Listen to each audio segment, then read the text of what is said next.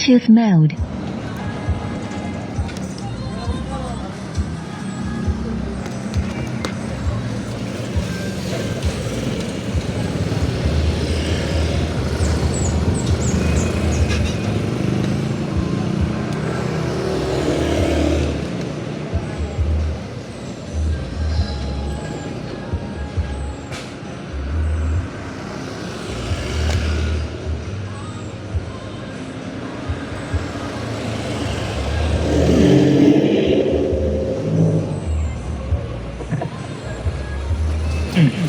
Mapagpalang umaga po sa inyo lahat sa umagang ito.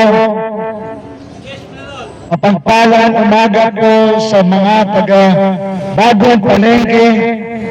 Pagpalain po kayo lahat ng Panginoon at pagpalain tayo lahat ng salita ng Diyos na ating mapapakinggan sa umagang ito.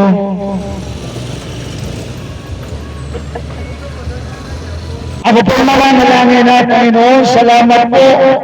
Ako muli mong dinako sa lugar na ito ng Bagong Palengke upang mapagpala po silang lahat, mga nagtitinda, mga namimili, mga nagdaraan sa lugar na ito. Panginoon, mangusap ka sa bawat isa sa amin. Holy Spirit, kausapin mo kami lahat. Kailangan namin ang iyong mga salita. Ano mang spirito na hindi mula sa Holy Spirit,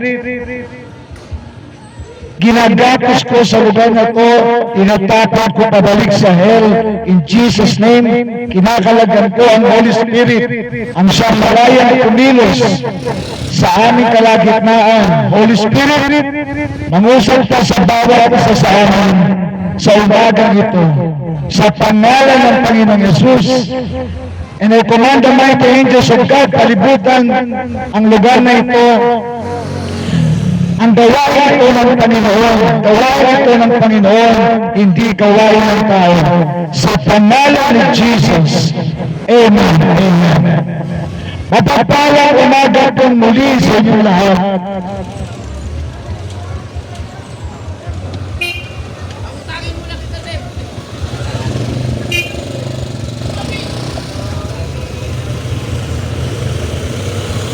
Bluetooth mode.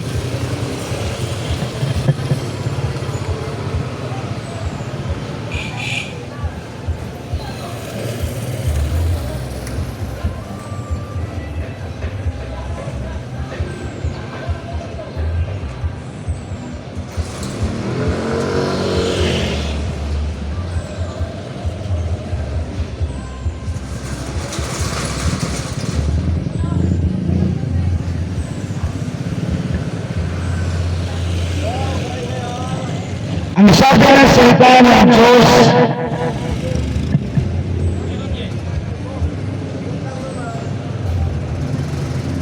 sa Romans chapter 1, verse 16, "For I am not ashamed of the gospel of Christ, for it is the power of God unto salvation to everyone that believeth, to the Jew and also to the Greek." Ang sabi ng salita ng Diyos na kinasiyan si Pablo, ang sabi niya, "I am not ashamed in the gospel of Christ." Ang ginagawa ko po ay hindi nakakahiya, kagaya ng mga apostol, na mga disciples ng Panginoon na inutusan ng Panginoon, ipangaral ninyo ang mabuting balita sa lahat ng mga tao sa kanilang ikaliligtas. Mga kapatid, walang ikaliligtas ang tao, kundi mapakinggan nila ang mabuting balita ni Kristo. Si Jesus ang mabuting balita. Kailangan ng tao si Jesus. Kailangan ng tao sumampalataya doon sa magliligtas sa kanila. Ito ay walang iba kundi ang Panginoon Yesus. Mga taga-Batang Palengke, mahal kayo ng Panginoon. Bawat isa sa inyo, bata o matanda, mahal ng Panginoon, kaya pinapupunta ako sa lugar ninyo upang ibahagi ang kanyang mabuting balita sa inyo ikaliligtas. For I share the gospel of Christ. For it is the power of God unto salvation. Ang salita ng Diyos, ang mabuting balita, ang siyang nagliligtas sa tao. Kagaya ngayon, sinasabi ko sa inyo ang mabuting balita na si Jesus ang inyong tagapagligtas. Kapatid, kailangan natin tanggapin nyo. Otherwise, ang kaaway ng Diablo ay tuwa sa atin. Kapag hindi tayo lumalapit kay Kristo, na tanging tagapagligtas natin. Walang ibang magliligtas sa tao, kundi si Jesus Christ. Tatandaan mo yan, kapatid. Walang magliligtas sa iyo. At kung hanggang ngayon, hindi mo pa tinatanggap si Jesus bilang Panginoon at tagapagligtas mo, wala na pang kaligtasan, kapatid. At kapag sumapit ang kamatayan sa iyo, pupunta ka sa hell.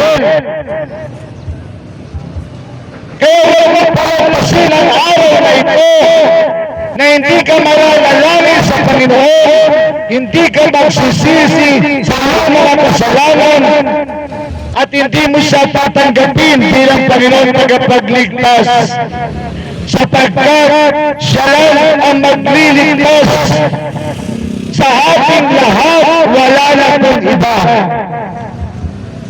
Kaya mapalad ang pamunuan ng palengkeng ito, sapagkat i-bless sila ng Panginoon at binibless sila ng Panginoon.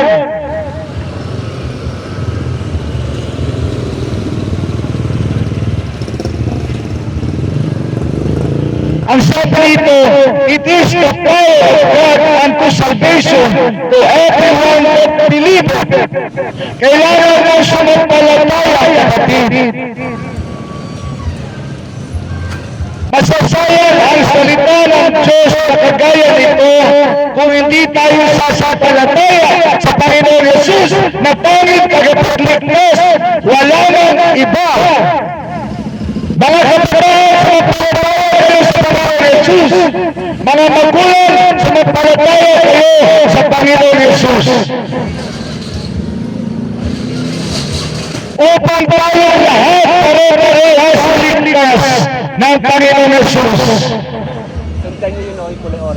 Ang Panginoon Yesus ang tanging tagapagligtas, wala na pong iba.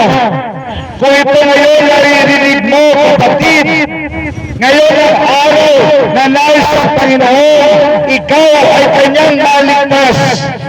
Ang tanging mong gagawin, magpapunta sa Panginoon, humingi ng tawad sa lahat ng kasalanan mo.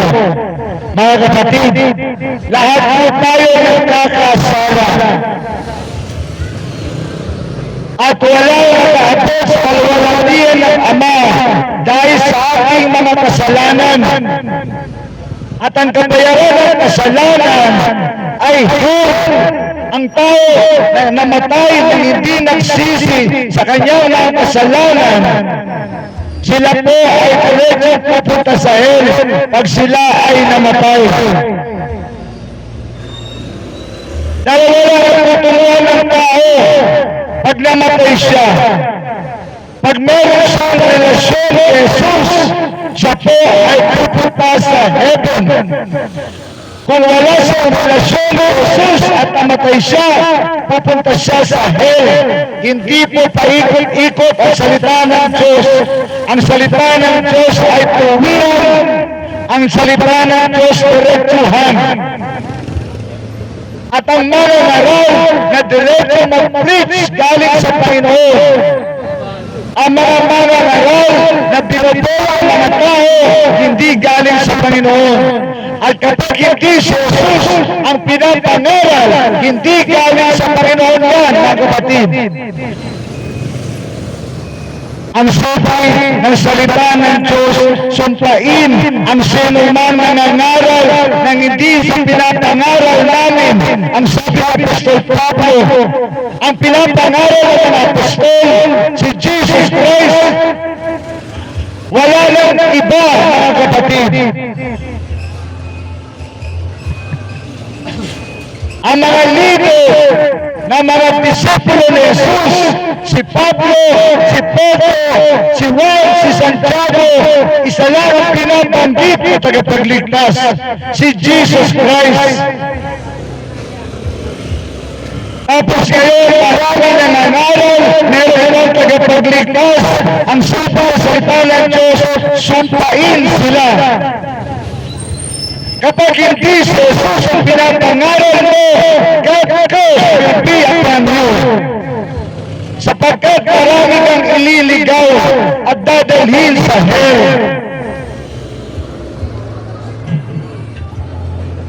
Ang sabi ng salita ng Diyos, good morning, Brad. Ang sabi ng salita ng Diyos, it is the power of God unto salvation to everyone that believeth, to the Jew first and also to the Greek. Ang kaligtasan na nag-umpisa sa mga Hudyo at in-extend ng Diyos sa mga Greek na kagaya natin. Mga tagabulihan, kayo po ay mahal ng Panginoon. Ang bawat pamilya sa lugar na ito, mahal ng Panginoon. Mga nagtitinda, mga namimili, mahal kayo ng Panginoon. At nais ng Panginoon, iligtas kayo sa kapahamakan ng hell.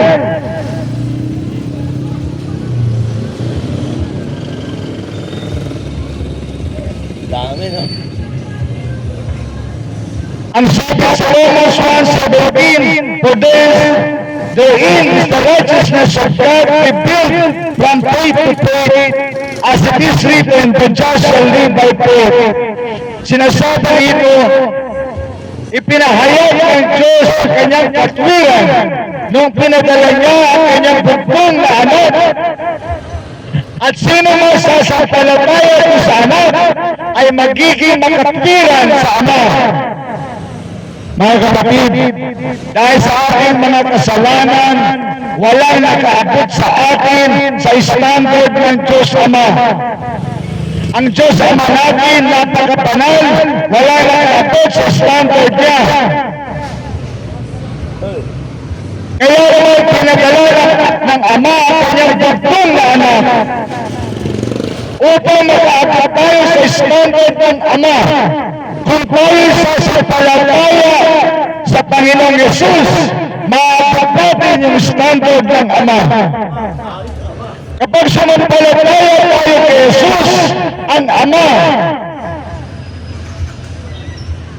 ay ituturing tayo makatwiran dahil sa dugo ng kanyang bugtong na Ama.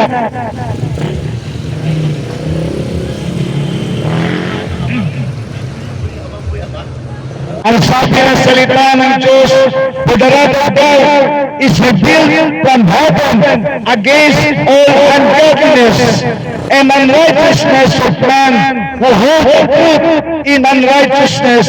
Ang galit daw ng Diyos ay nahayag dahil ang tao patuloy na gumagawa ng kasalanan. Mga taga-bulihan, marami tayong nababalitaan sa social media na gumagawa ng unrighteousness. Mga kapatid, walang gumagawa ng unrighteousness na papasok sa langit. Walang gumagawa ng kasamaan na hindi niya hingi ng tawad at hindi siya sasampalataya kay Jesus na ng papasok sa langit. Wala po. Lahat ng mga kurap, lahat ng mga isagamos, lahat ng mga holdovers, lahat ng gumagawa ng kasamaan, kapatid, pagsisiyan mo yan. Kapag natin ngayon, kung marami mga holdovers, kapatid, pigilan mo yan. Kung isa ka doon at maririnig mo sa litong ito ng Diyos, it is a warning from God. Lahat ng gumagawa ng ganyan, ng kasamaan sa mundong ito, hindi pinalalabas ng Diyos yan, kapatid. Kaya ngayon pa lang, itigil mo na yan, pagsisiyan mo na yan, at lumapit ka sa Panginoong Yesus. Isuko mo ang buhay mo sa Panginoon. Tigilan natin ang kasamaan, sapagkat ang kasamaan, ang kabayaran ay kamatayan. Kaya nga po mga kapatid, kapag gumagawa ka ng kasamaan, ang buhay mo ay magkakaroon ng limitasyon. Kung hindi ka mapupunta sa hell, pupunta ka sa kulungan, pupunta ka sa libingan.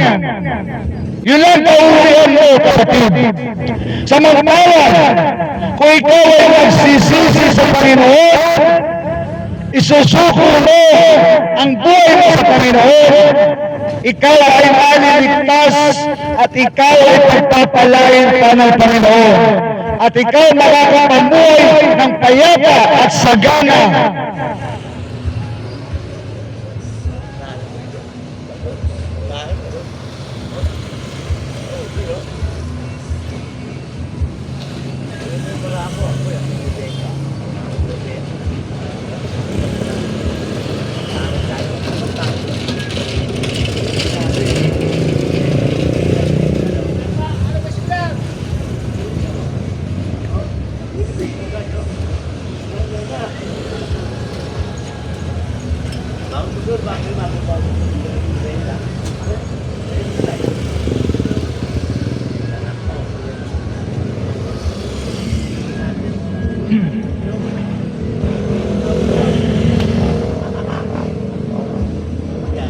Ang sabi sa Titus chapter 2 verse 11, for the grace of God that bringeth salvation hath appeared to all men. Ang biyaya po ng Diyos ay buwabas sa lupa sa katauhan ni Jesus. Mga taga-Bilihan, mga taga-Bagong Palengke, bumaba ang Panginoong Yesus sa ating kalagitnaan mula sa kanyang kaharian para lang tayo maligtas.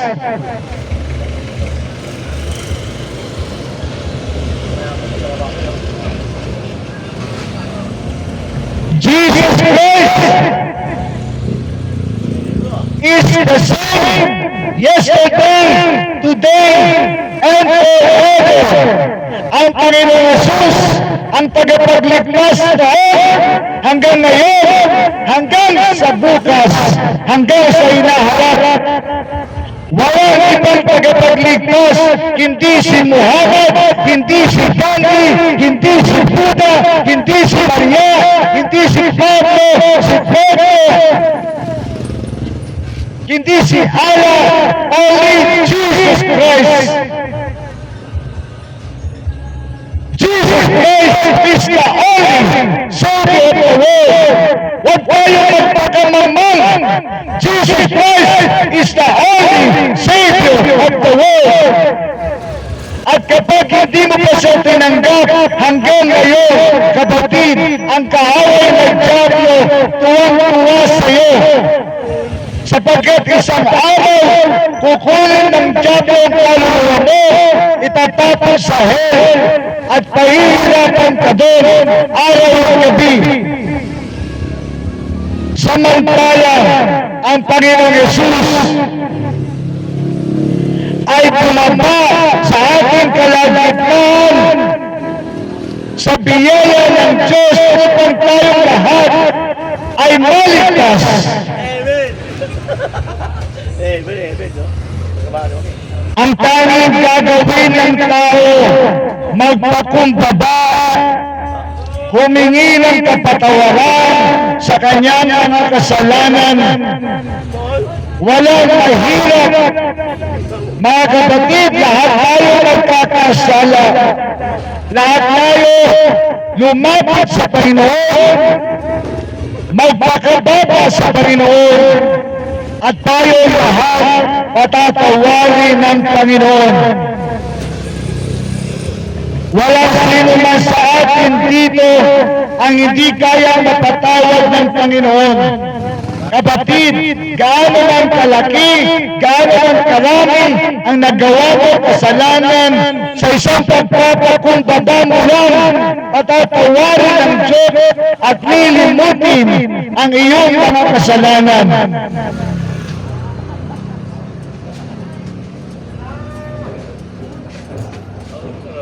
At kailangan mong sumampalataya sa nag-iisang tagapagligtas, ang biyaya ng Diyos, ang Panginoon Jesus.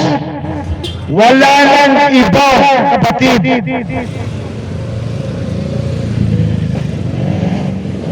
Kapag mayroon na tayong ibang kilalang tagapagligtas, tigilan natin yan. Wala kang mararating, kapatid. Only Jesus Christ is the Savior of the world.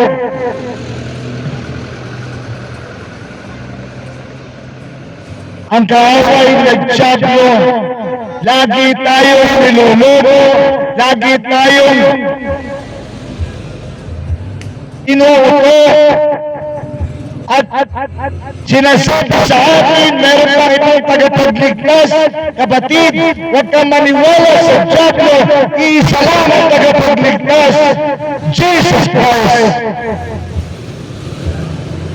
At kung hanggang ngayon, ikaw ay tumpik-tumpik pa at hindi mo pa siya tinatanggap bilang Panginoon tagapagligtas, kapatid, you are an angel of heaven. You are an angel of heaven. Naririnig mo ba yung sinasabi sa iyo? Marami nagpupunta sa hell, nagsisisi dahil hindi sumampalataya sa Panginoong Yesus. Hanggang kayo nabubuhay, bibigyan ka ng pagkakataon ng Diyos na sumampalataya sa Panginoong Yesus upang ikaw ay maligtas, sapagkat kapag dumating ang kamatayan sa iyo nang wala kang relasyon kay Jesus, kapatid, that is the end. Wala kang kaligtasan.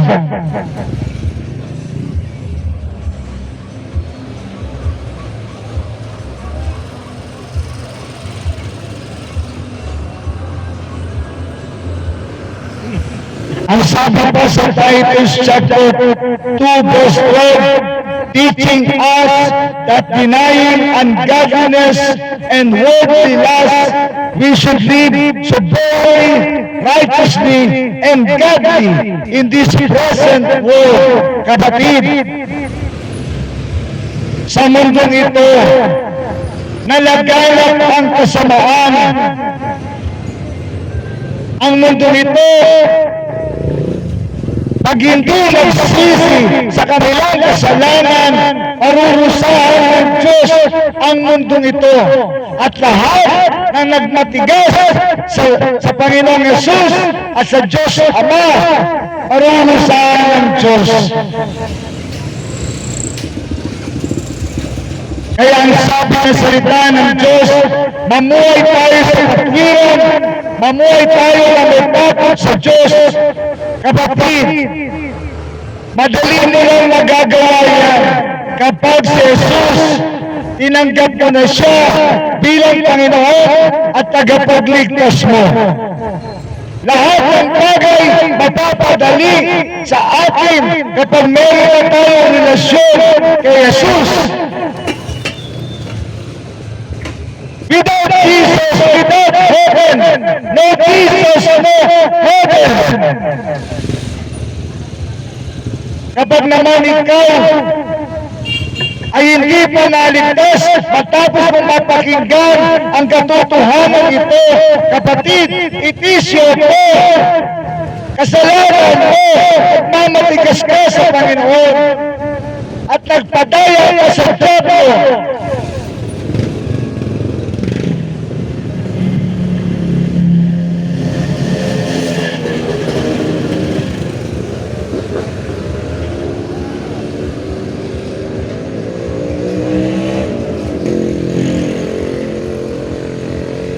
Ang sabi pa sa Titus chapter 2 verse 13, looking for the blessed hope and the glorious appearing of the great God and our Savior, Jesus Christ. Habang tayo daw sa mundo ito nakakaranas ng kasamaan, kapatid, manatili lang tayo sa pananampalataya kay Jesus, sapagkat isang araw babalik ang Panginoon at kukunin ang mga sumasampalataya sa Kanya sa tinatawag na the rapture of the church na malapit na.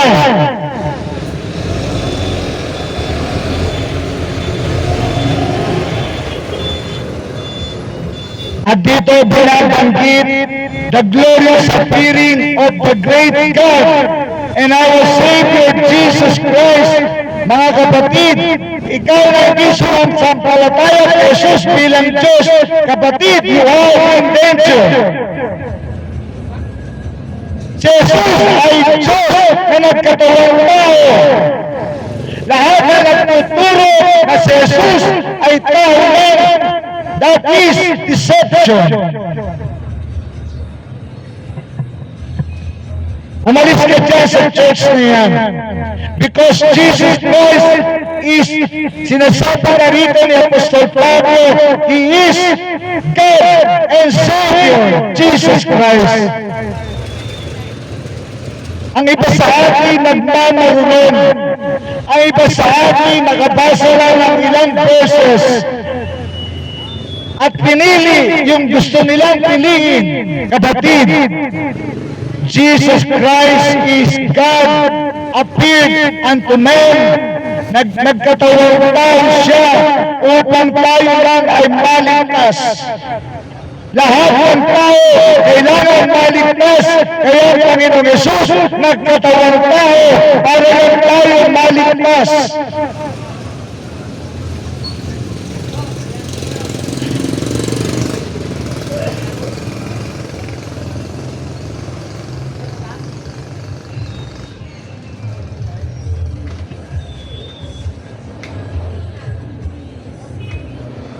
At ang Panginoong Jesus ay babalik, kukunin ng Panginoon yung mga sumasampalataya sa Kanya upang isama sa Kanyang kaharian sa lalong madaling panahon. Mga kapatid, sa panahon natin ngayon, alalaman natin ng Panginoon malapit ang bumalik, sapagkat ang mundong ito pasama ng pasama.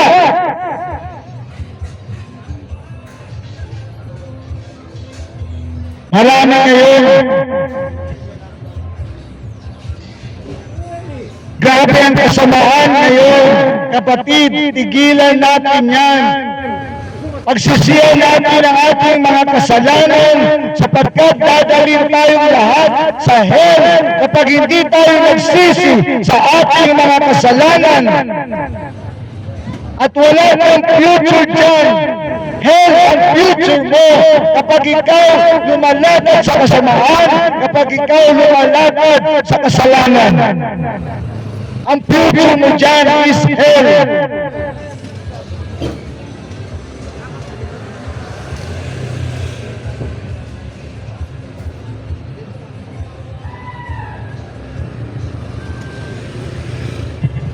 Ang sabi pa ng salita ng Diyos, Titus 2:14, who gave himself for us that he might redeem us from all iniquity and purify unto himself a peculiar people, zealous of good works. Kapatid, ang Panginoon Yesus, ang tanging layunin ng Panginoon nung siya ay lumabas sa lupa ay para tayong lahat ay kanyang iligtas.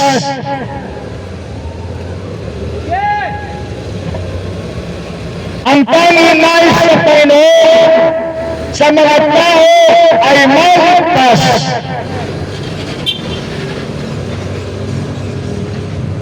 Kaya tayong lahat lumapit kay Jesus.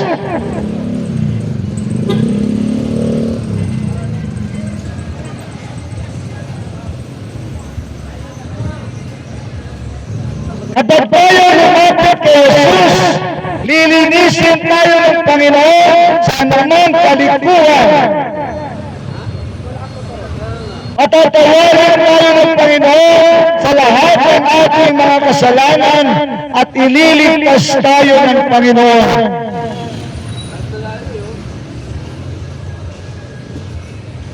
Mga kapatid,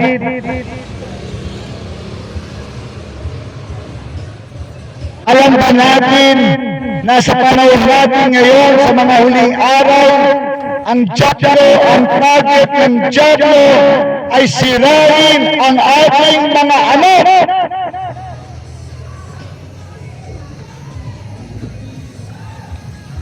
Kaya marami mga kabataan ngayon, kailangan tanggapin nila si Jesus at tayong mga magulang. Gabayan natin ang ating mga anak. Kung kaya natin silang matanggapin kay Jesus, gawin natin. Mga bata, mga kabataan, kailangan niyong papasukin si Jesus. Kailangan niyong tanggapin si Jesus bilang Panginoon at tagapagligtas ninyo.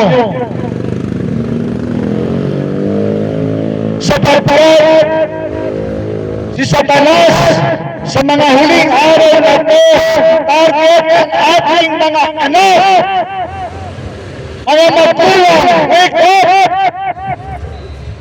Ang kaaway ng diablo gustong sirain ang ating mga anak.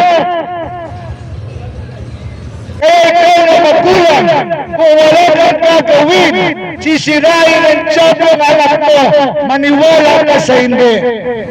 At marami ng kabataan ngayon, sinira na ng diablo. Kaya tayo mga magulang, double point. Pamon, mga magulang, pamon. Ipanalangin natin ang ating mga anak. Turuan natin ang salita ng Diyos ang ating mga anak. Dalhin natin sa Diyos ang ating mga anak. Gabayan natin sila, tutukan natin sila, pagpay natin sila, mga magulang. Huwag tayong patumpik-tumpik, mga magulang.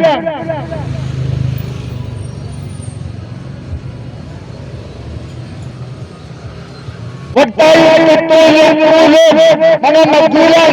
Kailangan tayong mag-double time sapagkat ang kaaway ng diablo mag-double time upang sirain ang ating mga anak. Ang tanging gagawin ng magulang, pagsisiyan nila ang kanilang mga kasalanan, tanggapin si Jesus bilang Panginoon tagapagligtas. At ang mga susunod, kapatid, kasama mo ng Panginoon na magtuturo sa iyong mga anak, naggagabay sa iyong mga anak. Sasabihin mo na lang, Lord, hindi ko kaya pantayan ang aking mga anak 24 oras. Kung pwede lang, Lord, ikaw ang gumabay sa kanila. At totoo naman yun. Tayong mga magulang, limitado ang ating oras, ang ating panahon sa ating mga anak. Alam ko po yan, kasi ako mismo, meron akong 3 anak. Ang ginagawa ko na lang, pinagpe-pray ko sa Panginoon ang aking mga anak, mga kapatid, mga magulang. Kapag wala kang relasyon kay Jesus, kawawa ka, kawawa ang pamilya mo. Kaya tayo mga magulang, lalo na mga tatay, ang unang dapat sumampalataya sa Panginoon Jesus, sapagkat tayo ang mga haligi ng tahanan. Mga tatay, magpakatibay ka bilang haligi ng tahanan, kumapit ka sa Panginoon, tanggapin mo ang Panginoon sa buhay mo. Dahil kung hindi, magiging marupot ka na pundasyon ng tahanan o haligi ng tahanan.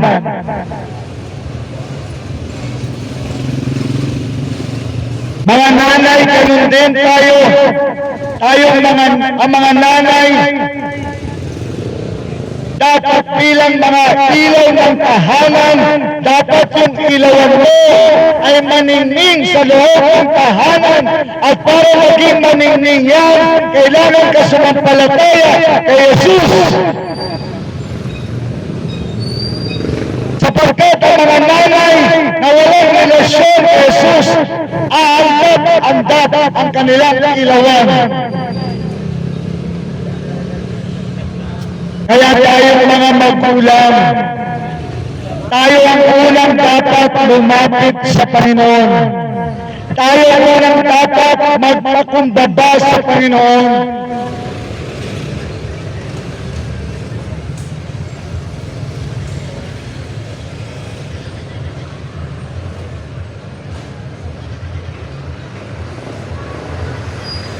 Kaya ang sabi ng salita ng Diyos, train up a child in the way he should go, and when he is old, he will not depart from it.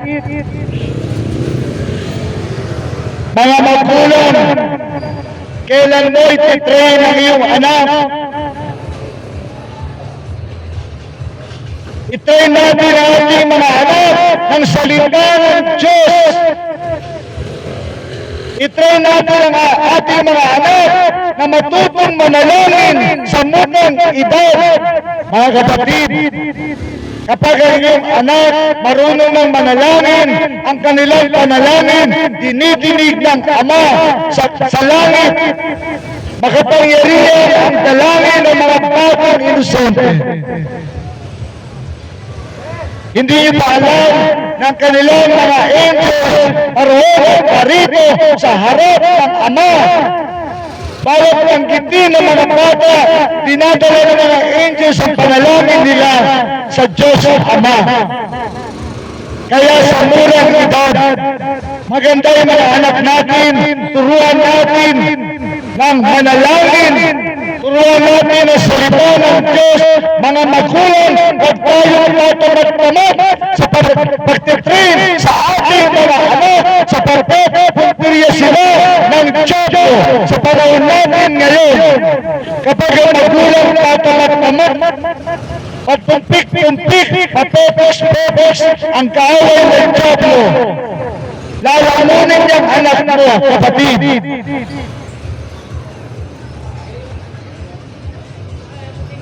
Sino ang inaasahan kung unang magtuturo sa anak mo? Siyempre ikaw yung magulang. Kaya tayo mga magulang, magpakalakas tayo sa piling ng Panginoon. Tayo mga magulang, magpakatagtag tayo sa ating pananampalataya sa piling ng Panginoon.